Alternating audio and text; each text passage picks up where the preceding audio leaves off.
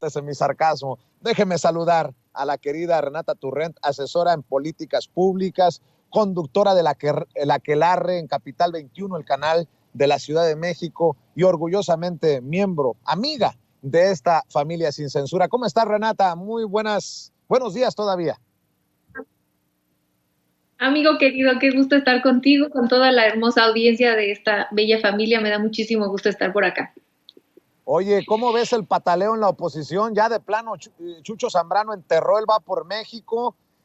Vaya que sí dolió lo que ocurrió en el Senado hace un par de días, ¿eh?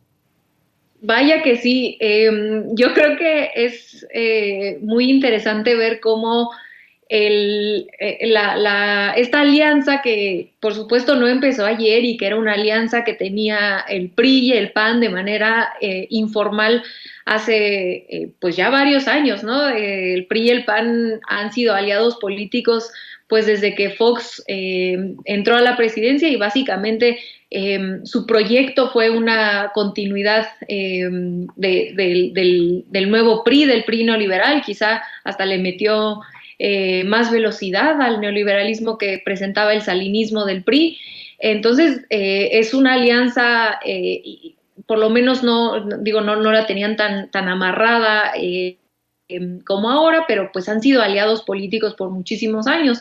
El Pacto por México, por supuesto, pero que ahora que por sobrevivencia sobre todo del PRI, necesitan y ante el crecimiento tan fuerte de Morena, tienen que hacer esta alianza ya mucho más formal, no solamente quizá esta alianza legislativa, sino la alianza electoral. Entonces los intereses empiezan a salir a brote y el tener que hacer política interna empieza a ser una necesidad para ambos partidos, ¿no? Sobre todo en la coyuntura de que se vienen las elecciones del Estado de México y de Coahuila, que son los últimos dos espacios que tiene el PRI a nivel estatal, y que pues por supuesto hay ahí intereses muy importantes de a quién se decide, quién se pone. Entonces digamos, estas dos fuerzas políticas, el PRI y el PAN, empiezan a pelearse, y después pues el PRD lo mismo, ¿no? Y ahí tenemos a Mancera por un lado, por el otro. Entonces creo que esto nos demuestra que cualquier vida partidista interna es compleja. Morena tiene sus propios problemas internos, por supuesto, pero que en esta alianza de todos con todos, pues por supuesto que es mucho más complejo llegar a un acuerdo porque no hay una unidad ideológica, no hay un proyecto de nación más allá de estar golpeando a cualquier cosa que diga la 4T o en específico el presidente. Entonces, cuando no hay una ideología clara, como por lo menos en Morena sí existe, pues claro, si en Morena que existe un proyecto de nación por lo menos claro, hay problemas internos, ahora imagínense ustedes con tres partidos que de origen son muy distintos, ¿no? Y que tendrían que haber permanecido fieles a sus estatutos, a sus ideologías, los juntas a todos por un interés partidista, porque ni siquiera por un interés de seguir manteniendo el poder a toda costa, pues claro, acaban saliendo rasguños, sobre todo cuando vienen procesos electorales tan importantes en el Estado de México, en Coahuila y por supuesto hacia el 24. Entonces yo auguro que mientras se acerque el 24, incluso mientras se acerquen las elecciones del Estado de México y de Coahuila, estas diferencias se van a poner mucho más fuertes, ¿no? Porque hay intereses muy importantes de lo poco que le queda a la oposición para defender, y que pareciera ser que estos intereses están siendo mucho más fuertes que esa unión que logró operar Claudio X González para tratar de tirar a Morena, y que hasta ahora no ha sido exitosa. Mi querida Renata, otra vez el presidente pone sobre la mesa esta posibilidad de las mañaneras 7 días a la semana, mañaneras el fin de semana. Sería desgastante mucho pedirle al presidente, pero cada vez que lo menciona genera olas, y es que es lo más efectivo del gobierno que encabeza el presidente Andrés Manuel López Obrador para hacerle frente a la infodemia, a las noticias falsas, a las narrativas politiqueras de la oposición. Fíjate, hoy precisamente Germán Martínez, quien en algún momento fue director del IMSS, fue senador de Morena, ahora chafea y se va al Grupo Plural, ahí donde está Gustavo Madero, Emilio Álvarez y Casa y todos estos personajes impresentables, pues salió con Ciro Gómez Leiva a hablar precisamente de las mañaneras. Vamos a escuchar, si me permites, esto que dijo: la mañanera se está convirtiendo en sermones fúnebres y otras cosas. Escuche lo que dice el que fue aliado y que traicionó al movimiento, ahora desbocado, crítico, golpeador del presidente Andrés Manuel López Obrador, Germán Martínez. Mañanera se está convirtiendo en sermones fúnebres de todas las semanas y con pretextos y echarle la culpa al pasado. Pues yo quería un presidente para que resolviera mis problemas y me diera horizonte de esperanza y de porvenir para mis hijos, para mañana. Un presidente habla del mañana.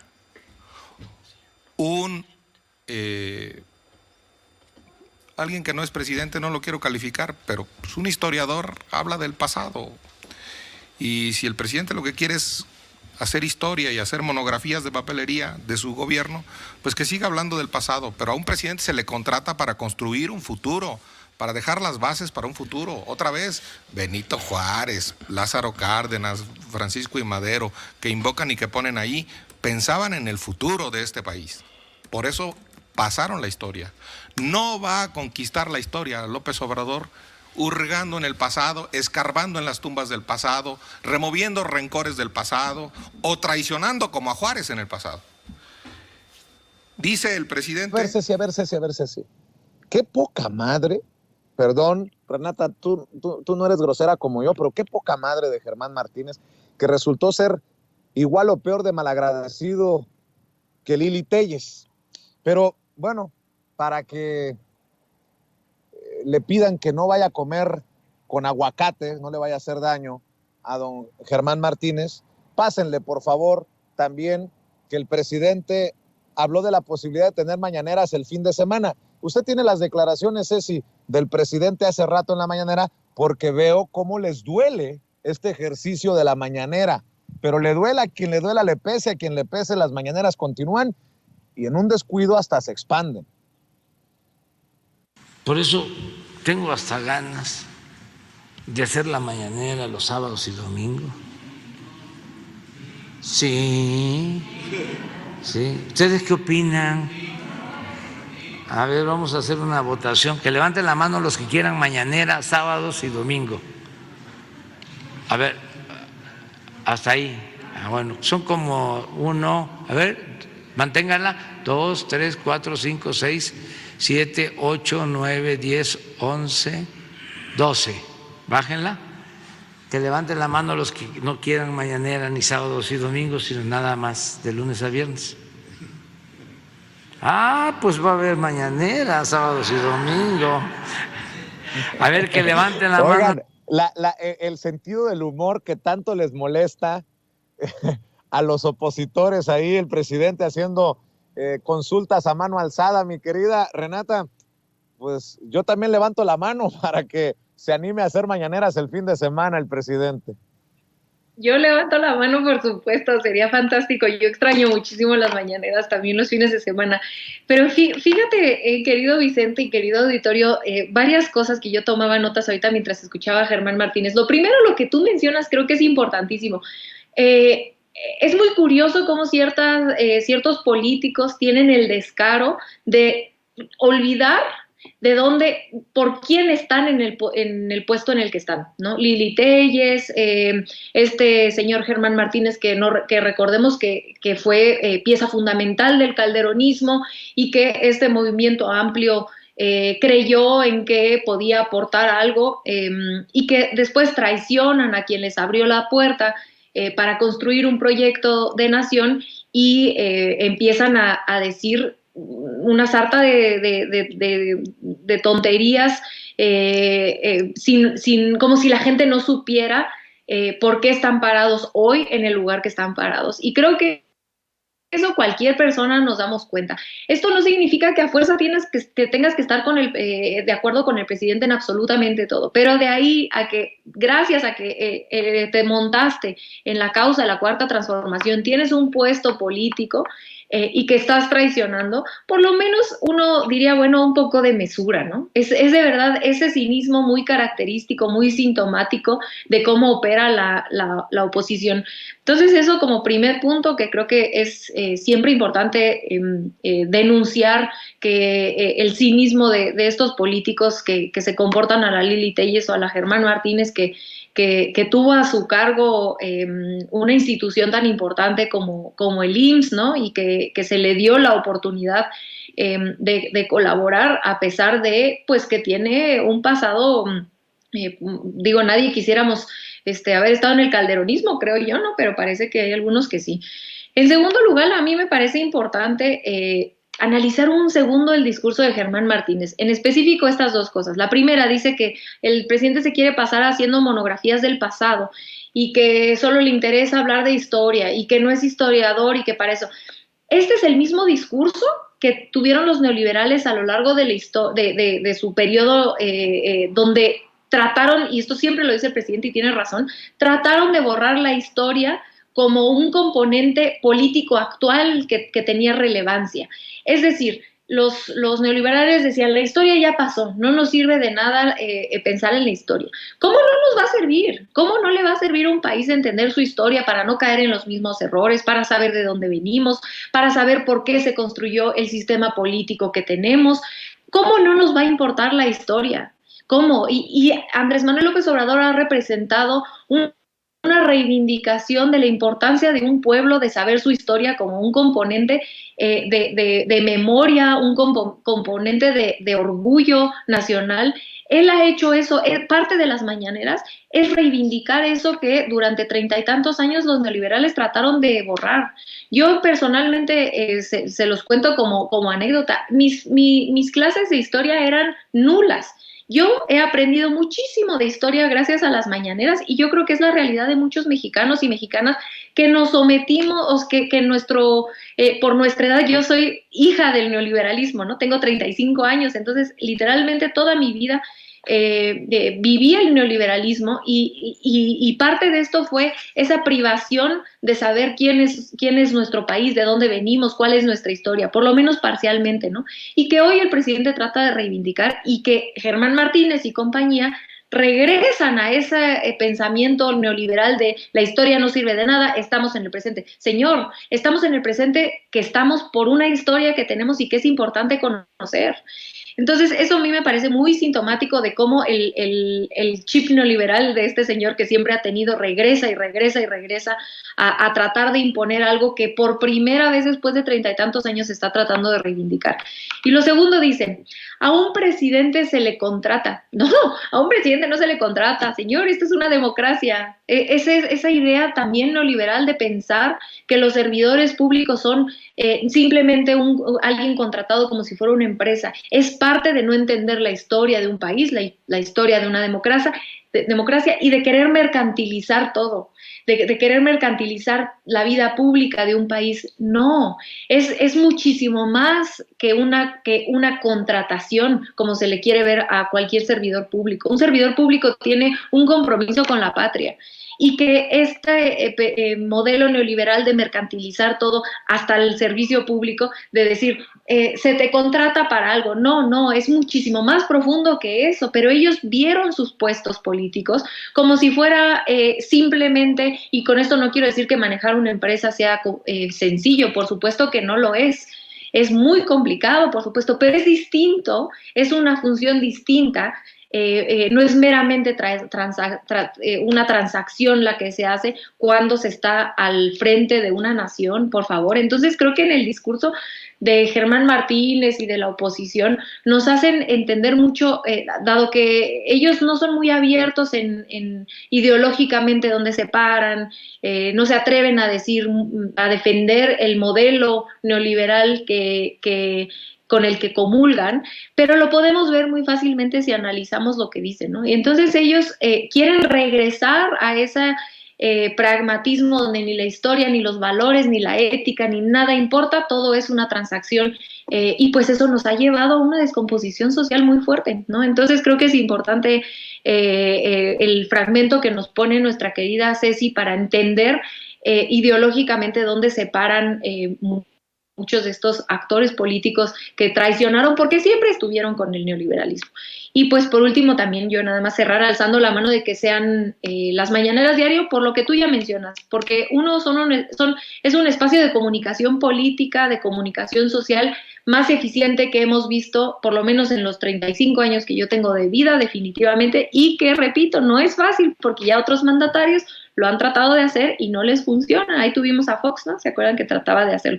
No es tan sencillo porque es un espacio de cuestionamientos fuertes. Critican mucho al presidente que no es que solamente deja entrar y que solamente permite que se le pregunten cosas que él sabe contestar de manera muy sencilla. Eso es falso. Ahí estuvo Jorge Ramos tergiversando la realidad y aún así ahí tuvo su espacio. Todos los periodistas que ahí ha estado Denise Dresser cuestionando, lo que pasa es que no van, no quieren ir, pero el espacio está abierto y tú lo sabes, ¿no? O sea, tú has ido y tú mismo, mi querido Vicente, has hecho preguntas importantes que han cambiado la política de este país gracias a las preguntas que tú has llevado a la mañanera, ¿no? Le hiciste una pregunta trascendental sobre la UIF que desató muchísimas cuestiones, ¿no? Entonces, lo que quiero decir con las mañaneras no solamente es un espacio de comunicación social, es un espacio de gestión política también, como tú lo has comprobado, como tú lo has logrado, haciendo preguntas contundentes e investigadas que permiten que ese elefante reumático se desatore poco a poco porque se le informa al presidente cosas que, dada el gigantesco trabajo que tiene, pues claramente no se puede enterar de todo, pero que estos espacios de audiencia pública, de gestión, permiten que esto suceda. Entonces, pues, como nos queda poco tiempo de nuestro presidente, yo sí creo que sería una gran opción tenerla de manera diaria, porque además ya hemos visto un poco el modus operandi de la oposición, de que saca infodemia, saca noticias falsas justo los viernes para que no haya, en esos 2 días se pueda construir una narrativa pública, en el colectivo, en la narrativa colectiva se quede una idea, sin que haya espacio de réplica instantánea, como sucede en la mañanera de lunes a viernes. Y creo que esto se podría mitigar de la manera en la que se mitiga entre semana, haciéndolo en el fin de semana. Pobres de los funcionarios, eso sí, porque se les acabarían los días de descanso, pero creo que la realidad, las circunstancias de desesperación y de mal actuar de la oposición, de que están dispuestos a difamar, a decir lo que sea, no importa que después, no les importa decir lo que sea, lo hemos visto tú, yo en lo personal y por supuesto el presidente prácticamente de manera diaria, pero que sí la mañanera ayuda a mitigar esta infodemia, como tú ya bien mencionas, mi querido Vicente. Pues si se dan las mañaneras los 7 días de la semana, para mí sería confirmación de lo que vengo advirtiendo, que en la recta final se va a poner la cosa más brava. Y bueno, pues la voluntad la tiene el presidente Andrés Manuel López Obrador. Por cierto, te tengo que preguntar, porque es el tema que nos ocupa hoy, la renuncia de Tatiana Cloutier. ¿Cómo ves a esta oposición que dice que el presidente no quiso abrazar a Tatiana cuando le estaba aplaudiendo? Dice él que no se dio cuenta, que no se percató, pero bueno, Tatiana Cloutier se va, deja la Secretaría de Economía y creo que intercambian palabras de cariño y de generosidad, tanto el presidente como Tatiana Cloutier, en esta salida por la puerta grande, como creo que se van los funcionarios que cumplen. Pero quiero escuchar tu opinión, Renata. Estoy totalmente de acuerdo contigo. Creo que son conjeturas no sé si han visto en Twitter una cuenta de una señora que según esto hace análisis del lenguaje corporal, que es de verdad, parece parodia, ¿no? Pero no lo es. Y creo que la oposición está tan desesperada que trata de buscar símbolos donde no existen, ¿no? Estaba aplaudiendo claramente al presidente y pudo haber sido una cuestión que nos pasa a todos. Todo el mundo hemos estado en una situación así de que te vas a acercar a dar beso y no te dan. Yo más bien lo leo como algo que nos pasa a todos en un intercambio físico de cariño, pero que si escuchamos al presidente, cómo empieza la mañanera hoy, diciendo que le pidió que se quedara a la secretaria, que la quiere mucho, lo dijo, que hizo un gran trabajo, que la ayudó. La invita a la mañanera que se vaya por la puerta grande. Ella da una carta muy emotiva, de mucho cariño al presidente. Yo de verdad pienso así como, si tienes toda esta evidencia, ¿no? De todo esto que mencionó, la carta, el que se va de la puerta por la puerta grande, que la quiere mucho, que le dijo que se quedara, etcétera, la carta que hace, que ella lee, que casi llora, pero hay un detalle por ahí, y entonces toda la atención de la oposición se centra en un detalle irrelevante desde mi punto de vista, como para tratar de borrar todo lo demás que todos vimos con nuestros propios ojos. De verdad es inverosímil el nivel al que se atreven a llegar, ¿no? En la oposición con tal de pegarle al presidente o a la secretaria. Entonces eso de verdad me parece increíble. Yo creo que el presidente es muy obvio en cuanto a como bien dices, cuando le da la despedida a un funcionario o funcionaria que le ha cumplido a la patria, ni siquiera a él, a la patria, eh, contra alguien que no. Recordemos cómo fue la salida, por ejemplo, de Irma Heréndida, que claramente fue una salida mucho más fuerte, mucho menos cariñosa, fue un video ahí que subió a sus redes sociales. Entonces es obvio que hay una salida de Tatiana por la puerta grande, como lo dijo literalmente el presidente hoy en la mañanera. Habrá que esperar a ver cuál es lo que ella habrá decidido, pero a mí sí me gustaría decir que yo no coincido con Tatiana Cloutier en algunas cuestiones políticas, ideológicas, pero creo que le aportó muchísimo a la Cuarta Transformación. Creo que fue una funcionaria pública de primer nivel, que duele mucho, ¿no? Que se vaya, pero que yo sí le creo lo que dice en su carta, que ella se retira por la razón que sea, ¿no? Si va a ser porque tiene otras aspiraciones o porque está cansada. Ahora sí que la razón que ella tenga pues será válida, pero sí creo que estará apoyando a este proyecto como lo ha hecho desde hace muchísimos años, y su aportación en campaña de Andrés Manuel López Obrador y como funcionaria pública son, creo yo, incuestionables.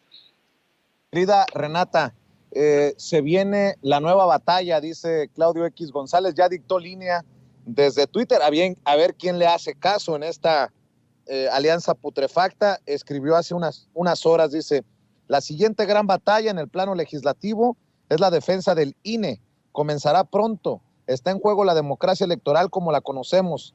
Es menester para la deriva autoritaria del régimen. Sin ciudadanía no hay INE, y sin INE no hay democracia. Ahí nomás te la dejo de tarea, querida Renata. Ay, Dios mío, este señor, de verdad es que no le tienen miedo al ridículo de sin ciudadanía no hay INE. Este concepto neoliberal de la ciudadanía, ¿no? De alejarse totalmente, incluso en la narrativa, de lo que significa el pueblo, sino no, ciudadanía, esta palabra de élite, pareciera ser como que no pareciera ser, la dicen con un sesgo ideológico de lo que significa quiénes son ciudadanos y quiénes no. No olvidemos lo que hicieron Claudio X González y compañía. Recuerden muy bien cuando fue lo de la revocación de mandato, que decían que la revocación de mandato era un instrumento ciudadano. Es que es muy interesante analizar el discurso de la gente de la oposición. Decían, este es un instrumento ciudadano para revocar a un presidente que no lo quieren. ¡Ah, canijo!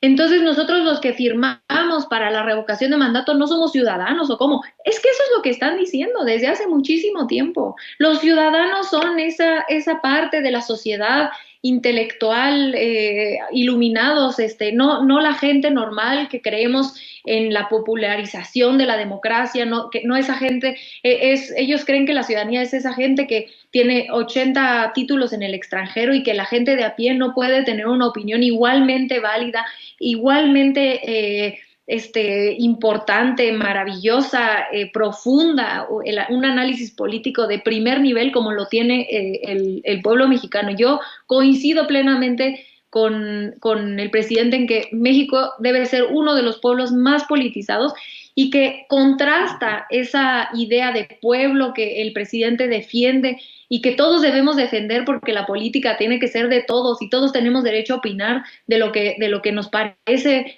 un funcionario público, de lo que nos parece la política, versus lo que hace la oposición del concepto de ciudadanía, donde solo caben algunos. Y les recuerdo, repito, esta parte de este ejemplo que yo hago sobre la revocación de mandato, que en el discurso público de ese entonces, nunca lo voy a olvidar, explícitamente decían, es que esto es una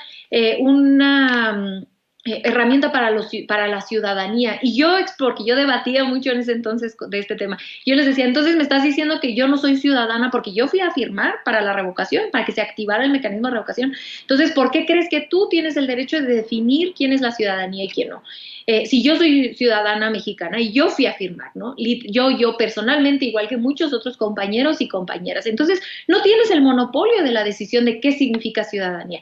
Pero ellos sí, entonces me decían, no, es que no fue la ciudadanía, fueron los simpatizantes de Morena. Ah, canijo, como si los simpatizantes de Morena no fuéramos ciudadanos, por Dios, de verdad es que es un discurso totalmente clasista, elitista, de quién sí puede pertenecer a una ciudadanía, que además es un concepto muy peligroso de la manera en la que lo usan, porque entonces al definir quién sí entra a la ciudadanía, y por eso repito tanto este ejemplo de la revocación de mandato, porque fue muy obvio que destaparon quiénes consideran ellos que sí son ciudadanos, es una definición de hace mucho tiempo, ¿no? De que quién sí debe ser ciudadano y por lo tanto votar, es esta parte, ¿no? Los de Morena, que no son ciudadanos, son borregos, son tontos, son rupestres, como nos pintan a los simpatizantes de Morena, esos no son ciudadanos. Entonces, por lo tanto, no tienen cabida en una democracia. Eso es lo que en el fondo están diciendo. Lo digo de verdad con mesura y no por nada, pero en el fondo es lo que nos están queriendo decir con ese concepto de sin ciudadanía no hay INE y sin INE no hay democracia. Pero ¿cómo no va a haber democracia sin INE? ¿Por qué? O sea, entonces en otros países que no hay un instituto electoral como el INE no hay democracia, ¿o cómo? O sea, es que es muy curioso verlos cómo se atreven a salir a decir consignas que no se sostienen y ni siquiera tienen la necesidad, dado que controlan los medios públicos y pueden salir los medios de comunicación, perdón, pueden salir a decir prácticamente lo que sea sin ninguna consecuencia. ¿Cómo es que no va a haber democracia sin INE, por Dios? Y con esto no estoy diciendo que quiera yo acabar con el INE ni nada. Yo considero que la reforma electoral está muy bien hecha y la apoyo, pero la reforma electoral tampoco pide que se cancele el INE, no, en ningún párrafo, en ninguna línea de la reforma electoral dice que se cancele, simplemente que se transforme a un instituto que esté a la altura de las circunstancias y del momento histórico, democrático que está viviendo este país, porque claramente al INE no le alcanza con lo que tiene para estar a la altura de los retos democráticos a los que nos enfrentamos. El INE ha sido el principal opositor a cualquier consulta popular. ¿Cómo es que en una transformación de un país donde la gente exige que se le pregunten las cosas, donde la gente esté interesada en que se nos consulten cualquier cosa, que se consulte ahora lo de la Guardia Nacional, qué mejor que tener una democracia tan activa, es ejemplo mundial, tener un pueblo que está participando en las urnas todo el tiempo, y que curiosamente, irónicamente, el principal opositor a esa cultura democrática, política, que ya quisieran muchos países tener, es el Instituto Electoral. Es de verdad, para mí me explota la cabeza como que un instituto electoral pueda ser tan cínico en su animadversión en contra de que el pueblo esté en primera fila para tomar decisiones políticas. Le tienen muchísimo miedo a la gente, a que la gente se involucre, y yo por el contrario creo que no hay mejor manera de llevar las riendas de un país que preguntándole a la gente, y no es por menos que en estos 4 años los y las mexicanas hemos salido a votar ya hasta se me olvidó, yo siempre lo iba contando ahí en mis redes sociales, pero de que nació mi hija, que ahora creo que hemos ido a votar como 5 veces.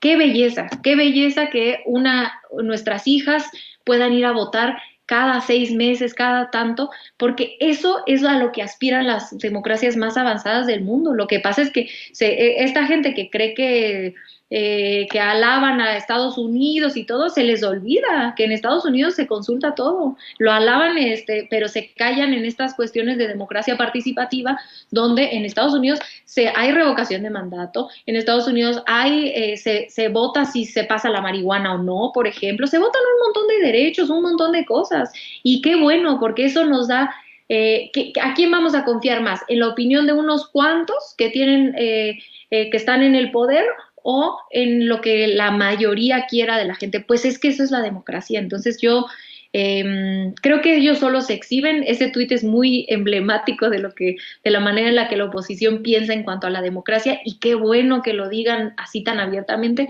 para que la gente sepa la gran diferencia entre un proyecto de nación y el otro. Mi querido Vicente, perdóname, ya me dejé ir, pero este tema me parece muy apasionante. No, hombre, al contrario, es fascinante también para nosotros entenderte desde de lo que tú eres experta precisamente, mi querida Renata. Si me permites, 2 temas para cerrar, si me permites, y le mando un saludo a Ramiro Padilla Tondo, al sensei, al maestro, que hoy por situaciones no pudo llegar a la mesa de diálogo.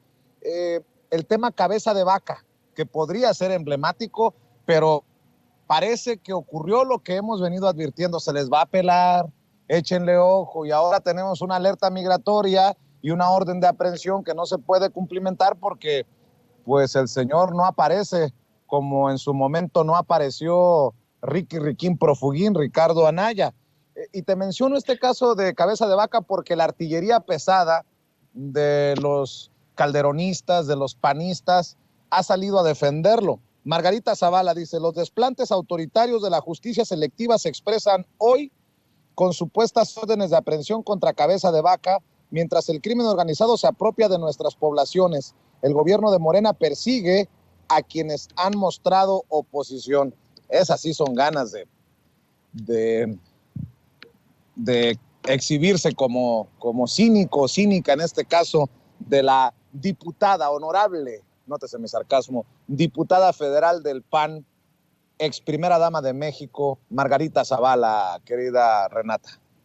Imagínense, acuérdense, y disculpen yo que regrese a este tema de las consultas populares, pero no se les olvide que Margarita Zavala era la número 1 en decir esta consigna que traía la oposición: la justicia no se consulta, se aplica. ¿Se acuerdan? Las leyes, o no me acuerdo, cuando era el juicio expresidente, creo que era su consigna, era: la justicia no se consulta, se aplica. O las leyes, no me acuerdo, una de esas dos. Pero entonces, cuando se aplican las leyes contra los corruptos del PAN, entonces es persecución política. Entonces lo que están diciendo en el fondo es que no quieren que se aplique la ley de ni de una forma ni de la otra, ¿no? No quieren ni que se aplique mediante que se ocupe una consulta popular para repartir el costo político que requiere, porque quien piense que perseguir a un presidente no requiere o no implica un costo político importante, pues yo creo que vivirá en Disneylandia, ¿no? Entonces no quieren que se use una consulta popular para que ese costo político sea impulsado por ese respaldo del pueblo de que se investigue y en su caso enjuicie a un expresidente.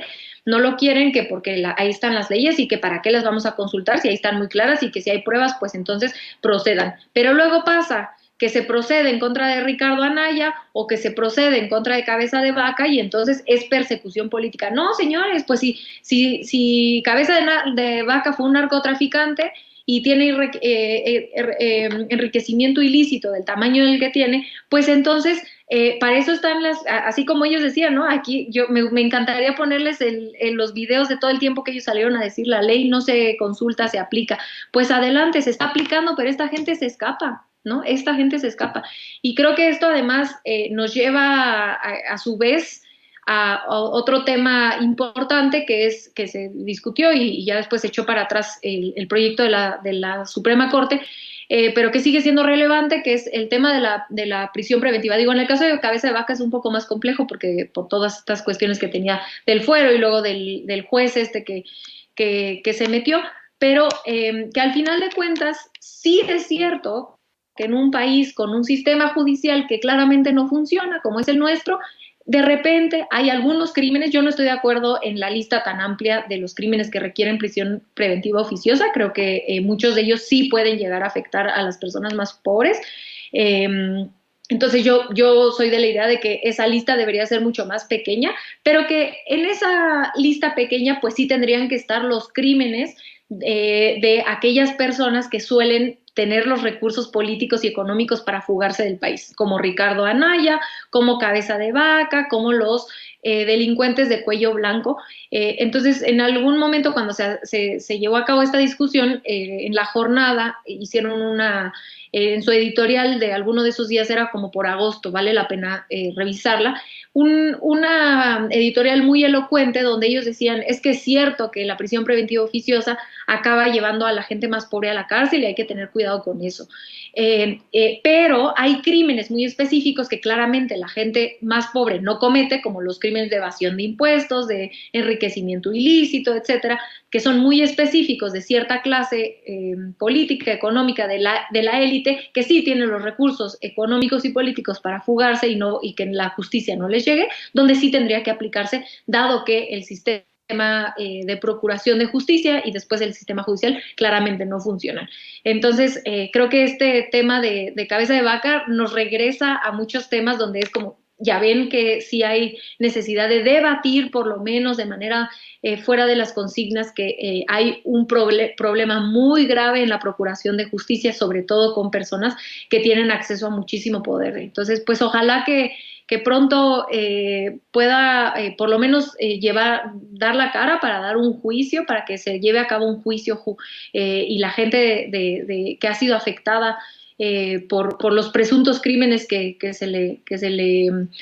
por los que se le acusan, pues pueda pagar si es que lo hizo, si es que se comprueba que lo hizo, por supuesto, porque todos aquí creemos en la presunción de inocencia, aunque cueste trabajo, pero pues para eso ojalá que se pueda hacer un juicio y que en su caso pague lo que hizo, porque le hizo probablemente daño a muchísima gente, ¿no? Y que la impunidad no nos ayuda como país a poder construir, salir adelante de muchos de los problemas de violencia que desgraciadamente estamos envueltos. Entonces, ojalá que sí lo haga y ojalá que la oposición también tenga un poco de decencia de no estar defendiendo presuntos criminales de esa manera y acusar de persecución política sin presentar ninguna prueba. Y yo repito, ojalá que les podamos regresar esas tantísimas, innumerables veces que decían que la ley no se consulta si no se aplica, pues ojalá que se aplique también en este caso, ¿no? Cuando es su gente.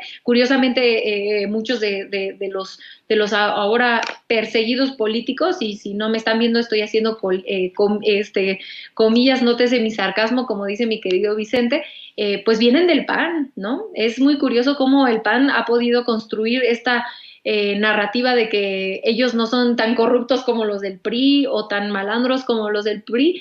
Sin embargo, pues hay muchos personajes del panismo muy, muy, muy trascendentales en la historia reciente del PAN, que hoy están siendo perseguidos por la justicia por acusaciones muy graves, ¿no? Ricardo Anaya, Cabeza de Vaca y por supuesto el mayor de todos, Genaro García Luna.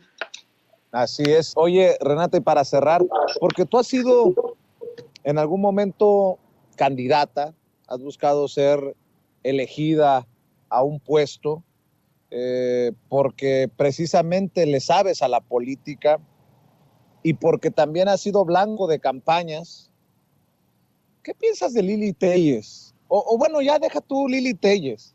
Esta política de apostarle a la carroña, a lo peor. Ya ves Lili Téllez con su cállate y siéntate Napoleón y tus croquetas. Y ahora veo también una campañita contra la esposa del presidente, Beatriz Gutiérrez Müller, que me parecen ataques muy bajos, personales y lamentables calumnias. ¿ante qué estamos, Renata? Ya deja tú los gritos, los temas tan bajos y la forma de hacer política tan a los sopilotes, ¿no? De que buscan la carne y comer literalmente lo que se les atraviesa. ¿Qué piensas de esto? Para cerrar, querida Renata, porque yo me pregunto, si yo le hablara así a Lili Téllez, como ella le gritoneó al senador Napoleón Gómez Urrutia, lo primero me acusarían de misógino. O si yo cuando me la encontré en el Senado le hubiera respondido a besos, me hubieran acusado de todo. ¿Por qué pareciera que se están dando estas libertades, algunos dirían libertinaje, desde la política en la que pareciera que todo se vale, y no creo que todo se valga, sobre todo golpes personales, privados, íntimos? No sé, dame tu opinión, querida Renata. Totalmente de acuerdo, mi querido Vicente. A mí me parecen dos cosas o dos ejes en los que yo contestaría esta gran pregunta. La primera es este comportamiento de ciertos legisladores de esta actitud de me da igual, ¿no? Me vale gritarle a otro compañero con quien puedo tener desacuerdos, pero me da igual gritarle, me da igual calumniarlo, no me importa cómo se me vea, porque recordemos cómo llegaron curiosamente esos legisladores que hoy se comportan de esa forma al poder. Llegaron por plurinominales, no llegaron porque los votaron. Entonces, esto nos regresa a la reforma electoral. Qué bueno que se acaben, que todos los legisladores tengan que pedir el voto. Qué bueno que se repiense la manera en la que tenemos a los plurinominales o que se disminuya. No estoy diciendo a fuerza que tiene que ser exactamente como viene la reforma, pero que sí repensemos quiénes están llegando a esos lugares de poder vía plurinominal.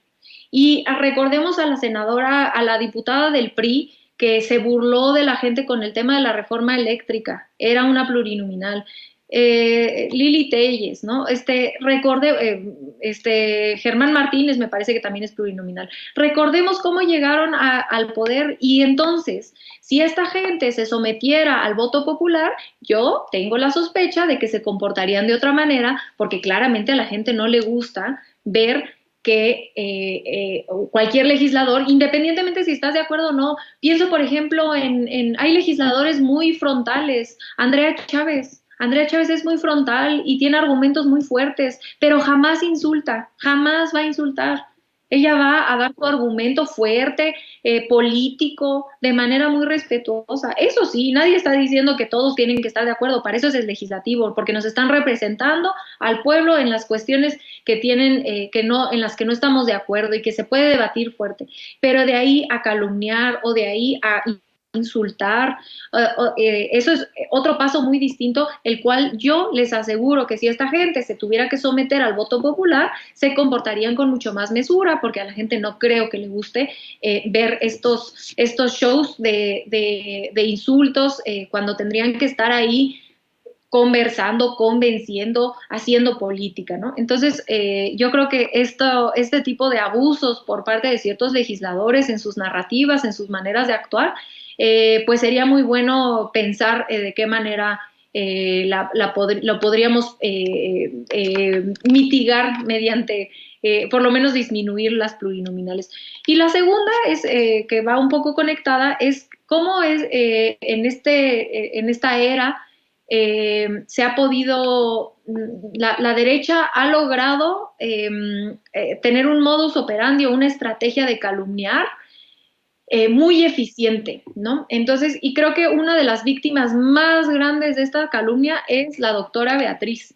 Una de los ataques, la han atacado de manera misógina, la han atacado con calumnias, han mentido sobre ella, han expuesto cuestiones de su familia sin deberla ni temerla, ¿no? Por cosas por el odio que le tienen a su esposo, ni siquiera por las cosas que ella ha dicho.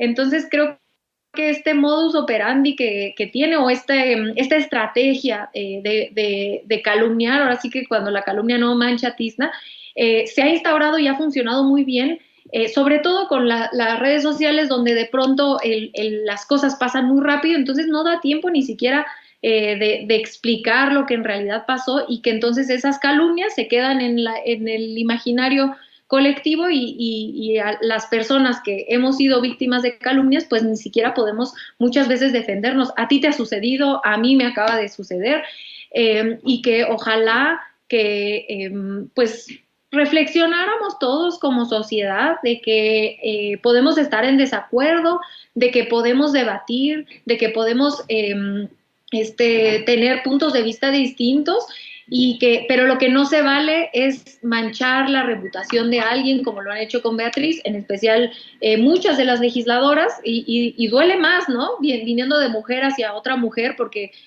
pues pensarías que una sabe lo que se siente, pues hacer política, es que hay que convencer, no se tiene que imponer la idea de Lili Telles, que convenza, que diga que el modelo neoliberal es mejor, perfecto, que argumente que es mejor acabar con el Estado o que el Estado únicamente le sirva a las empresas, está bien, en una democracia se vale que haya diferentes puntos de vista, pero que convenzan, no que hagan estas campañas de calumnias que han hecho con la doctora Beatriz, con muchos otros legisladores, con comunicadores, como contigo, como conmigo, etcétera, ¿no? Por diferentes razones todas, ¿no?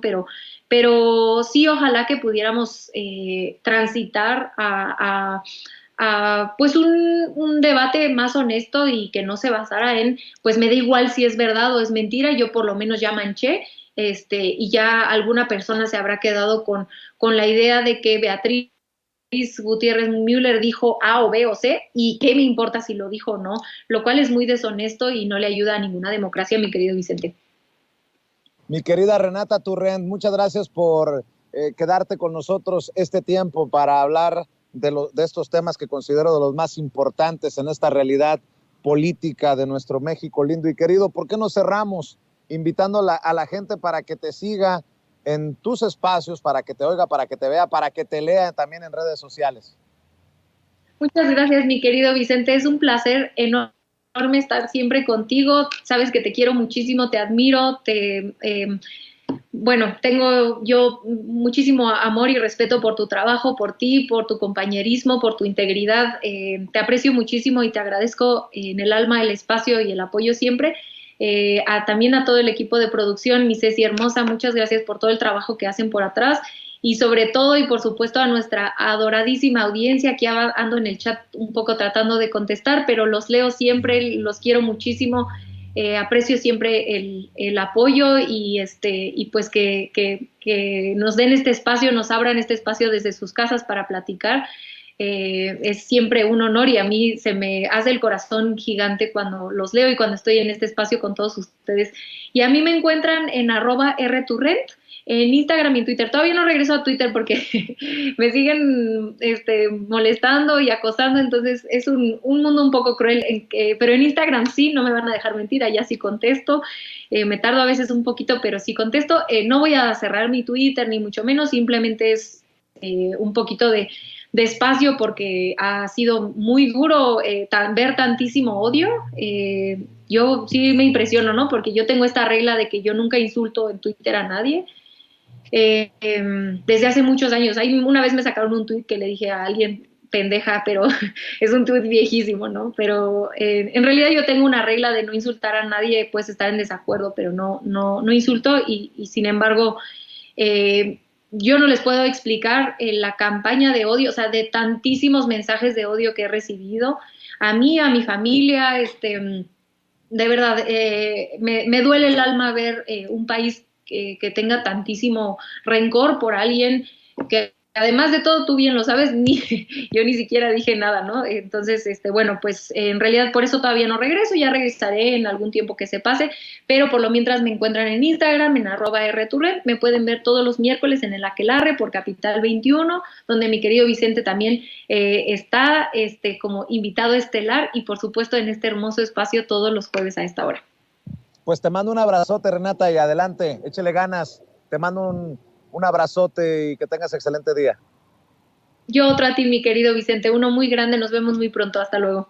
Claro que sí, Renata Turrent, hablando con nosotros sin censura y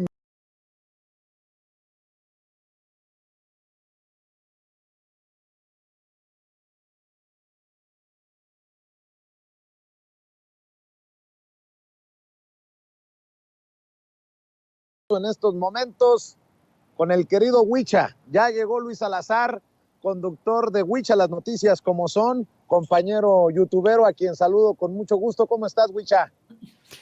Hola Vicente, ¿cómo estás? Muy buenos días a ti y a toda tu audiencia. ¿Qué ondas? ¿Para qué soy bueno, Vicente? Oye, ando frustrado. Vine para acá, para Atlanta, a ver si me encontraba Ricky Riquín Canallín y no lo he encontrado, no lo he podido topar. A ver si tú me ayudas por allá en donde andas a buscar a Cabeza de Vaca, o a lo mejor terminan siendo roomies, dicen acá en Estados Unidos, o sea, compañeros de apartamento, de vivienda. Cabeza de Vaca enfrenta orden de aprehensión y alerta migratoria. Así Dicen es, pues mira, colegas, no sabía que estabas en Atlanta. Yo también fui hace unos meses a buscarlo, pero no encontré a Canallín.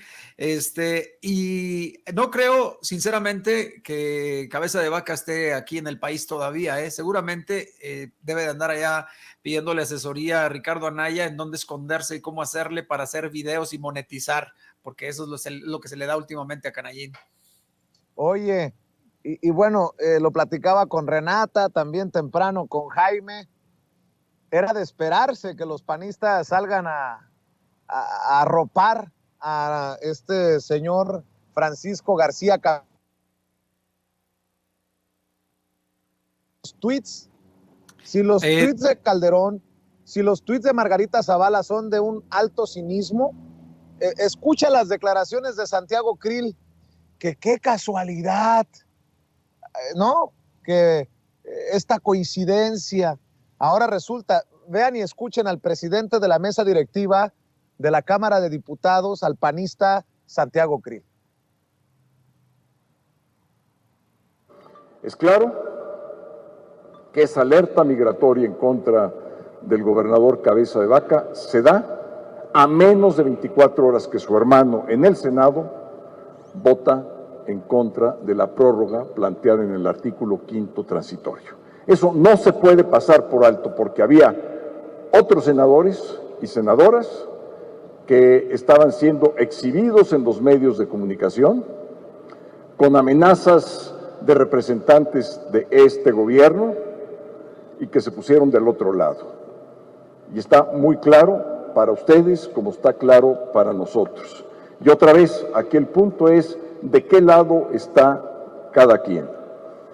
Vamos a reconstruir nuestra alianza, una alianza social y con quien podamos, de los actores políticos que quieran enfrentar al régimen y que crean en la democracia y en los valores que representamos nosotros. La reforma electoral. Mi querido Huicha, ¿cómo ves a estos personajes torciendo las cosas y haciéndose ver como los pobrecitos perseguidos? Pues mira, yo veo de esperarse que vayan a echarse maromas para poder justificar a este panista que viene a ponerle una estrellita más a todos los elementos corruptos del Partido Acción Nacional.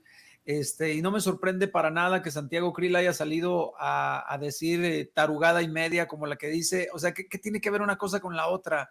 Ellos siguen en el speech de que seguramente López Obrador se está vengando porque ellos no aprueban todas las iniciativas que él dice, pero esto que está pasando con Cabeza de Vaca, que no se le olvide la gente, que es un asunto que trae arrastrando desde antes de que el presidente de la República tomara el gobierno en el 2018.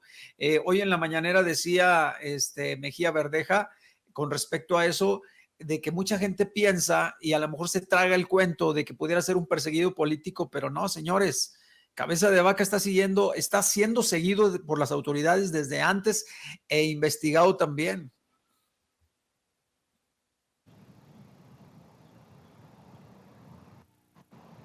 Bueno, creo que hemos perdido a Luis. Aquí estoy, aquí estoy. Muy bien. Por ahí dejé de escuchar la última parte de lo que decía Huicha. Oye, Huicha, otra cosa, como que se perdieron ya en la irrelevancia los de Frena, ¿no? Ahora salió hace poco Gilberto Lozano a atacar a Carlos Loret de Mola, llamándolo malhijo. Se filtraron unos audios de Rafael Loret de Mola, el papá de Loret de Mola. hubo fuga en Frena de los Ferrís, así como la coalición o la alianza Va por México de Claudio X González que se desmorona, así también Frena Chinguazu, perdón, ¿se acabó? ¿O cómo es esto? Pues yo creo que ya tiene un buen rato que se está desmoronando. Fíjate que desde, creo que un parteaguas fue cuando estaban lo de las casas, que pusieron las casas de campaña vacías ahí en el Zócalo.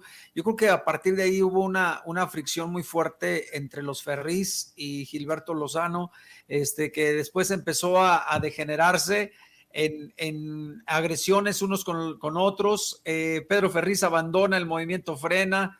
Después yo mismo escuché a Gilberto Lozano en el pasado 3 creo que de septiembre, cuando estuvimos ahí en el Monumento a la Revolución. Entonces, pues es un hecho que ya están todos peleados y no me sorprende para nada que Gilberto Lozano ahora esté despotricando. Si se le fue encima a Loret de Mola, es que ya está peleado completamente con todo el mundo, no solamente con sus compañeros, sino también con los medios de comunicación que antes le daban vuelo a todas sus payasadas. Así es. Oye, Huicha, y para cerrar, ya Claudio X González dice que hay que defender al INE, que esa es la gran batalla, ya que perdieron esto de las Fuerzas Armadas en labores de seguridad hasta el 2028. Pero ¿tú crees que ya está resquebrajada el Va por México? Dice Jesús Zambrano, el presidente nacional del PRD, que ya chupó faros esto de Va por México luego del voto en el Senado por la traición de, según ellos, de algunos perredistas, de algunos priistas. ¿Cómo la ves, Truz? Pues mira, yo lo que veo es que está pasando lo que ya preveíamos desde hace mucho tiempo. La coalición de Va por México estaba destinada a valer un cacahuate. Después de lo que sucedió con Alito Moreno, de que los traiciona y vota a favor de esto de la militarización de la Guardia Nacional, ahí se ve que no eran tan amigos como esperábamos o como ellos esperaban, como ellos decían, y pues es esto de esta fracción que está teniendo esta alianza PRI-PAN-PRD y inclusive con Claudio X González, pues es algo que se esperaba ya, Vicente, no es ninguna sorpresa que se los esté llevando a la chingada. Bueno, muy elocuente, filosófico, el cierre del análisis del querido Huicha, pero estoy de acuerdo con él, suscribo cada una de sus palabras. Mi querido Huicha, yo siempre también comprometido con que amor con amor se pague. ¿Por qué no nos despedimos invitando a la gente a tus redes, a que esté al pendiente de tus transmisiones, querido Luis? Claro que sí, Vicente. Pues primero que nada agradecerte el espacio. Muchísimas gracias a ti, a Ceci por la invitación. No sé si ande por ahí Antonio. Un abrazo para todos ustedes y todos los que hacen posible la emisión de Sin Censura. Muchísimas gracias, Vicente. Te mando un abrazote. Y a toda tu audiencia, pues acompáñenme a mis redes. Yo estoy como Huicha, las noticias como son, en todas las redes. Huicha, las noticias como son. Con W. Ahí le encargo para que busque al querido Luis Salazar. Saludos a tus mujeres. Gracias. Y te mando un abrazo, Huicha. Gracias, un abrazo a todos. Y qué chido que andas en Atlanta. Claro que sí, ahí les cuento si me encuentro a Ricardo Anaya. Gracias al querido Luis Salazar, el Huicha, conductor de Huicha, las noticias como son. Y déjeme, amigos, amigas, regresamos en breve. Pero mientras seguimos hablando sin pelos en la lengua, sin censura, usted puede suscribirse a nuestros 3 principales canales en YouTube. Sin Censura Media, en donde tenemos más de 1,600,000 suscriptores. Sin Censura TV, en donde tenemos más de 1 millón de suscriptores. Y en Sin Censura Presenta, en donde queremos llegar muy pronto a los 100,000 suscriptores. Si usted ya está inscrito en Sin Censura Media, suscríbase en Sin Censura TV. Si ya está suscrito en Sin Censura TV y Sin Censura Media, suscríbase a Sin Censura Presenta. Recuerde que es gratis, no tiene que sacar un solo centavo de su bolsillo para apoyarnos. Dele clic en la campanita para que los señores y señoras de YouTube envíen las notificaciones cuando estemos transmitiendo en vivo y en directo o estemos subiendo videos. También nos puede seguir en Twitter en @_Vicente Serrano y hasta en Instagram.